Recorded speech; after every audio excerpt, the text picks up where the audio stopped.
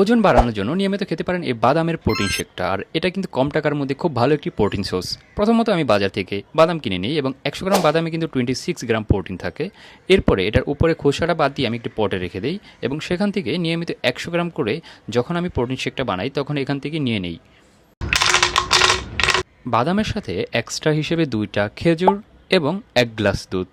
আর এখান থেকে কিন্তু আমি প্রায় 36 গ্রাম প্রোটিন পাবো এবং প্রায় 900 ক্যালোরি পাবো।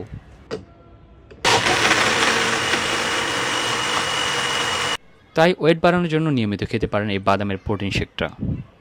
ওজন বাড়ানোর জন্য নিয়মিত খেতে পারেন এই বাদামের প্রোটিন শেকটা। আর এটা কিন্তু কম টাকার মধ্যে খুব ভালো একটি প্রোটিন সোর্স। প্রথমত আমি বাজার থেকে বাদাম কিনে নিই এবং 100 গ্রাম বাদামে কিন্তু 26 গ্রাম প্রোটিন থাকে। এরপরে এটার উপরে খোসাটা বাদ দিয়ে আমি একটি পটে রেখে দিই এবং সেখান থেকে নিয়মিত 100 গ্রাম করে যখন আমি প্রোটিন শেকটা বানাই তখন এখান থেকে নিয়ে নেই।